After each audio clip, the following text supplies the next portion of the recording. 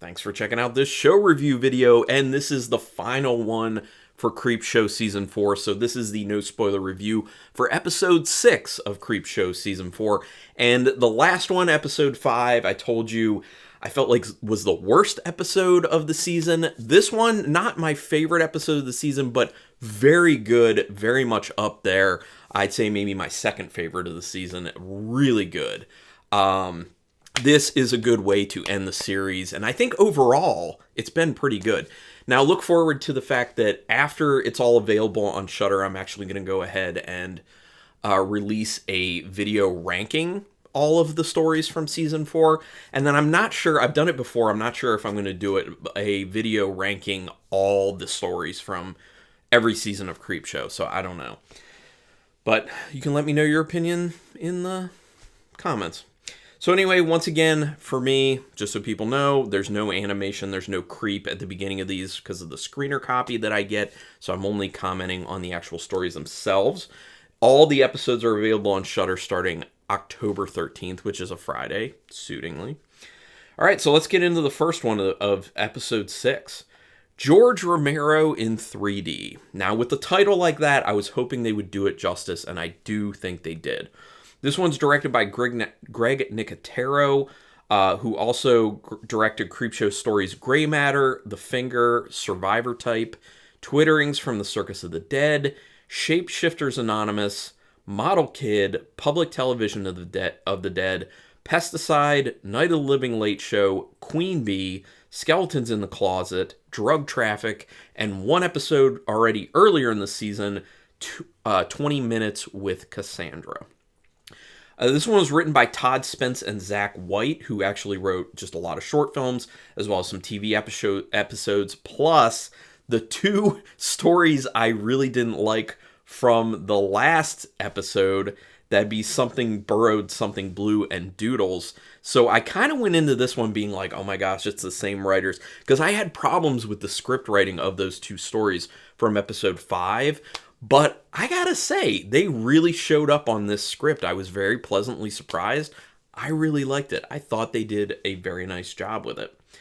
Outside lighting is fuzzy in this. That's a problem that I had brought up in the last episode. I don't know what was going on there. It's literally this thing where like outside lighting, natural lighting has like this weird halo effect to it that's fuzzy. It does not look good. You're not supposed to do that in film. So I don't know what was going on there, but just thought I'd mention it because I mentioned it for other ones. There's a character who is very over the top in how they're written. Now, that was probably one of my biggest issues with this one is, yes, there's humor to it. Yes, there is a little bit of the absurd, the ridiculous, which is common with these stories for Creepshow. But there's a character that is involved in kind of the beginning of this that just too strong, too over the top in my opinion, too ridiculous. It just went beyond, and honestly, the character wasn't even that important. They didn't even need to have this character in it, really, in my opinion. But yeah, still quite good overall. But that was just one of my little gripes, is that the writing of this particular character is just pretty over the top. There is some nice camera work in this, which keeps it very visually engaging. So Greg Nicotero obviously did a very nice job directing it. He's been directing for quite some time now, so he really does know what he's doing. You can obviously see that in this. There's some really nice, smooth camera movements that look pretty inspired and interesting. Some really cool camera shots, some nice angles. Enjoyed it. Very visually engaging. There's some real nice horror nostalgia injected into this one. And actually, I'm going to amend that. Not some. There's a lot of really nice horror nostalgia. This, it seems like it's one of the ones that's specifically for hitting that nostalgia button for big-time horror fans. And you can point at the title and know that it will have nostalgia related to that. But it's very cute. In a sense, it's very fun. This is one of the ones that I've had the most fun with, in my opinion, stories-wise for this season. So, and I think the nostalgia factor, you can go to a place of doing too much of the nostalgia where it just feels like, oh, we're just trying to 100% just rely on nostalgia. But I think this one doesn't do that. It employs it in a more respectful way. if that makes any sense. This is a really cool concept, especially for a Creepshow specific story. You'll see what I mean. It feels very Creepshow. It feels perfect. It literally feels like a perfect concept for Creepshow, the series. Yeah, they did a great job coming up with this one. There are some nice practical effects, and, Greg Nicotero being involved, as you would assume, the practical effects look really good. It's not a ridiculous amount of practical effects, but pretty solid, and good gore. I like it. I'm always into that. The person who plays the character of Martin in this, I thought did a particularly nice job. Really does stand out. The acting is decent in this, and then the person who played Martin is way better than decent. Like, so good. You really cannot take your eyes off of his performance, and I want to see him in more stuff. So, great job on that one. CGI is used in a cool way in this. Actually, a very cool way that I wouldn't say that I've never seen it before, but I've seldom seen it before. So you'll see what I mean if you watch it. Definitely watch it. It's worth it. And it has really good pacing. That's the other big thing. Some of these stories have had really slow parts. This one, it really felt like they kind of hit the ground running from the beginning. Well, hit the ground running as much as you can from the beginning, because you have to, give a little backstory, introduce characters, you get to know them a little bit, which the characters were pretty well written and their relationships were well fleshed out. But they move pretty quickly, and then they just keep that pace going. It feels like it really kind of like flies by.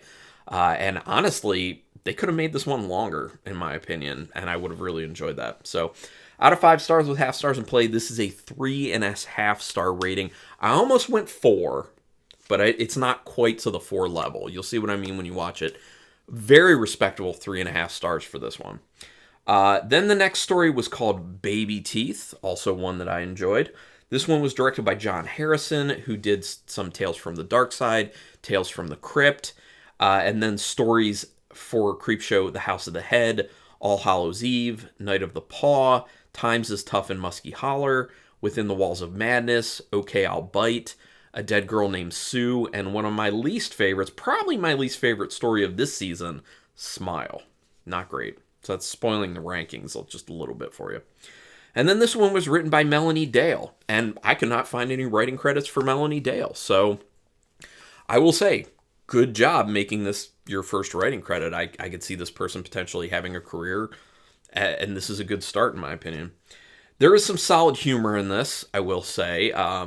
Sometimes with the way they put humor into these stories, it's kind of like, okay, a little bit funny, but a little bit cringy. And on the other hand, this pretty legitimate, decent humor, in my opinion. So they did a decent job there.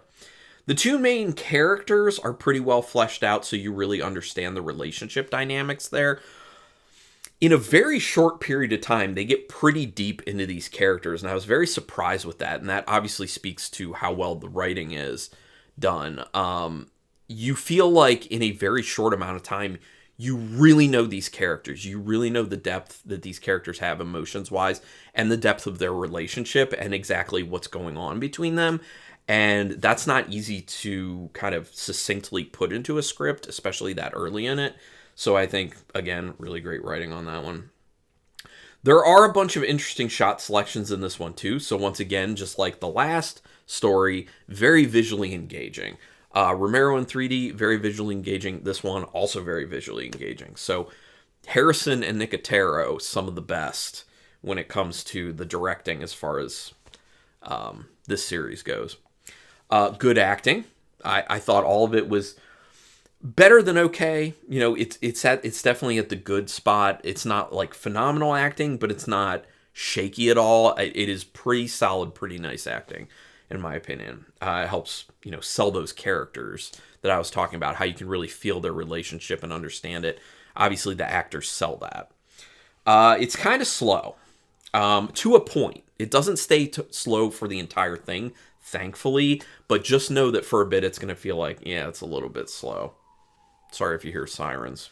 Can't help that. There's some legit creepiness in this one. Legitimate creepiness. I don't want to say why at all, because obviously I can't tip the hand of the story that's going on here. But I think this is the first one, definitely the first one this season, where I legitimately felt like, oh man, that's like unsettling. That's like creepy. So very well done on that aspect. Well, in that aspect of things. It has some quite good practical effects, and that contributes obviously to the creepiness, and you'll see what I mean when you actually watch it. Very, very impressed with what they did practical effects wise with this one. They used some lore for the story that isn't used a whole lot, but they did it really well. And that's one of those things where, like, it's lore that's not used a whole lot because it's not easy to make a good story around, in my opinion, especially for horror films.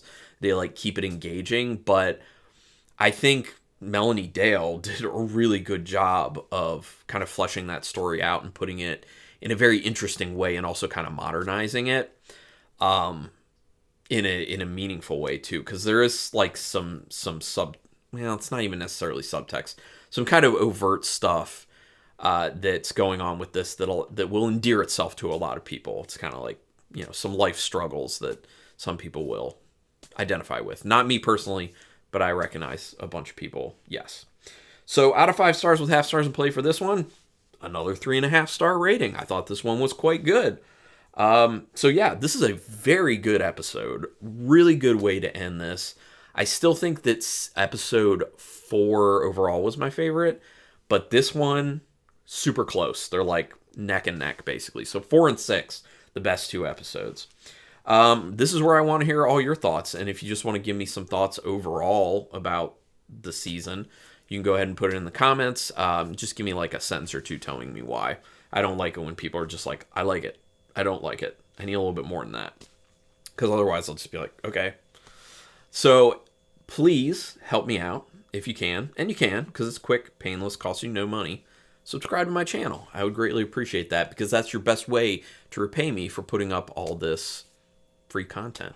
Also, you'll contribute to me eventually buying more t-shirts, potentially tremors. If you didn't notice, this is a very wonderful graboid. Love me some graboids.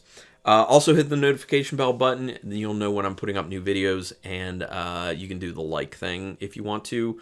It's some good encouragement for me. Anyway, thank you so much for watching this. I really do appreciate that. And until next time, keep it brutal.